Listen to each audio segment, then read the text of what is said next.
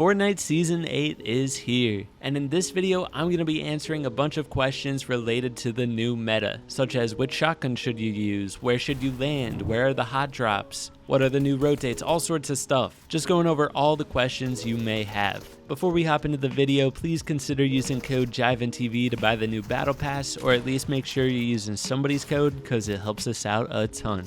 Without further ado, let's get into this video. We're going to start out by talking about the shotgun meta. You may already know, we got charges, levers, and pumps this season. These shotguns are really balanced. We don't really have a spam shotgun anymore, which is super nice. Now, most people are going to immediately say the pump is the best, which I play the best with the pump, 100%. But the charge is actually going to be really good for competitive, and here's why. Picture yourself rotating in solos. You get to the front side of zone. You're looking back for refreshes. You can just hold your charge out, and as soon as somebody peeks on their rotate, you can hit them for 100 plus damage from a few boxes away. That'll be deadly in late game. The only thing is, in mid game fights, it can be really hard to play with. But keep this in mind. The charged shotgun is the one that you craft. So you could play with the pump the entire game, frag out in mid game, and then in late game when it's a stacked end game, you could craft a charge and hold people from front edge of zone. Just something to keep in mind. And the lever is actually kind of slept on. We never see people using it in competitive, but it's actually pretty nasty. The pullout time is quicker than the pump, and it shoots faster than the pump. It just does slightly less damage. But up close, that thing hits so hard. The main thing you'd have to keep in mind is if you're shooting somebody who's like a box away or 2 boxes away, if you can aim down your sights, you're going to deal more damage. So if you have a really fast playstyle with quick peeks and sneaky angles, it might be worth testing out the lever a little bit in arena. Just with this new shotgun meta, don't knock stuff before you try it, you know what I mean? They all have their pros and cons. The pump is the generic, good old reliable, but I'm telling you, the charge might be deadly in late game. So next up, let's talk about the location meta. A lot of people have been complaining because there's no new POIs, and I can see that it can be kind of boring because we have the same POIs, but if you think about it, this is actually a really big improvement from last season. Each of those new tunnel spots kind of acts like a POI itself. There's so much loot that a trio during FNCS could land there and be completely kitted. And the biggest thing was, last season there weren't enough drop spots for everybody, so there were a lot of people being forced to land contested. That might not be a problem this season with these new spots. Definitely a lot more loot on the map. But something you might be wondering is where are the hot spots, and I can easily tell you that the toughest places to land right now are any POI that is next to those wind tunnel spots. Simply because if you land at the wind tunnel spot or the POI right next to it, there's going to be 2 sets of players. It's like 2 landing spots pushed together.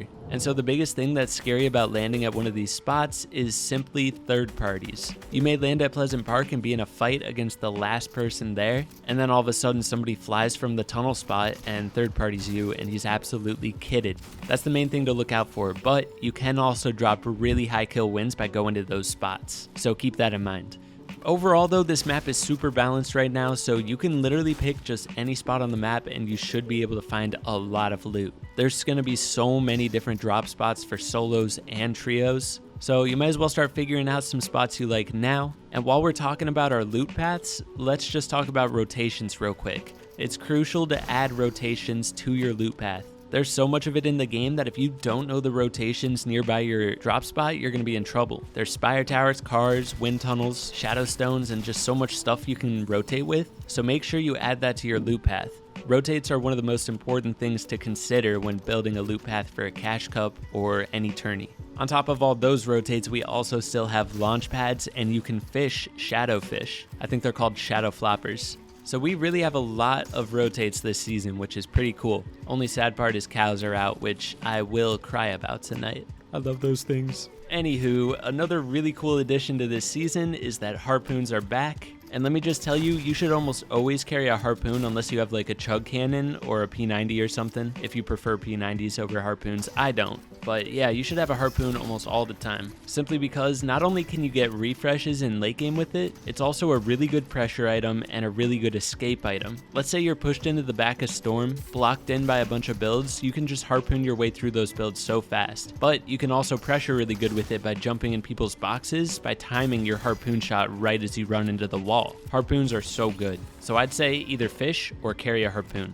I'm just glad they added harpoons back, otherwise I wouldn't know what to do with my cow slot, bro. Now regarding llamas, something you should know is that you can shoot them now to knock them over. So you don't really need to crouch walk up to them anymore, and if there's one super far away, you may still have a chance to get it. Just simply shoot it, and that bad boy will fall over.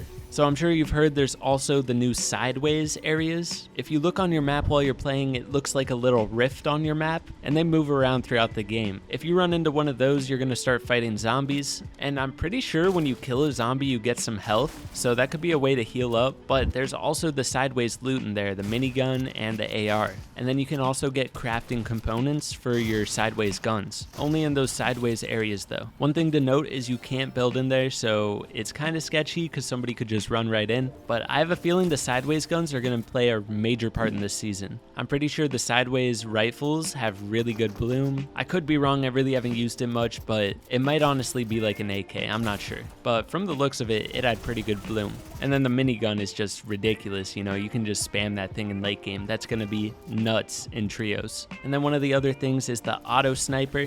I've been fried by this multiple times, and I've fried kids multiple times with it, but then at the same time, there'll be times where I just miss every single shot. I feel like the auto sniper can be really good if you practice a lot with it, so I definitely recommend doing that. It shoots really fast. It's like with your trigger finger, that's how fast it shoots, and it does like 70 headshots, so probably worth practicing with that.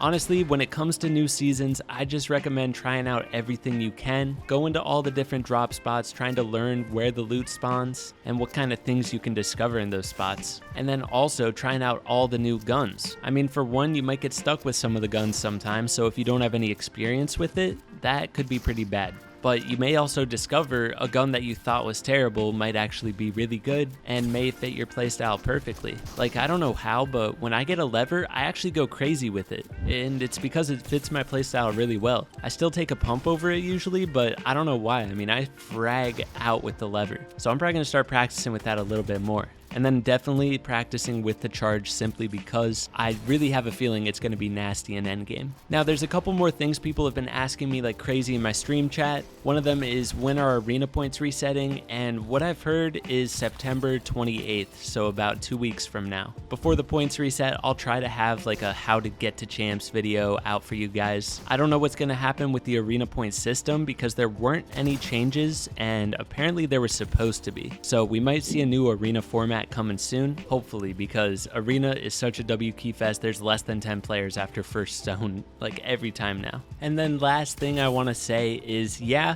arena may feel really sweaty right now for a lot of people, but this is the best time to improve. All the sweats are out grinding arena in the new season, and when arena points reset, it's going to be even harder, which means great practice. So keep on grinding. I believe in all of you. Hopefully this video helps you out. If you guys want a full breakdown on everything new in the new season, that's on my channel, Vibe and Jivin, and there's going to be more content on the new season coming to that channel soon. Anyways, don't forget to hit that like button, sub if you're new, use code JivanTV, and I'll catch you in the next video. Peace.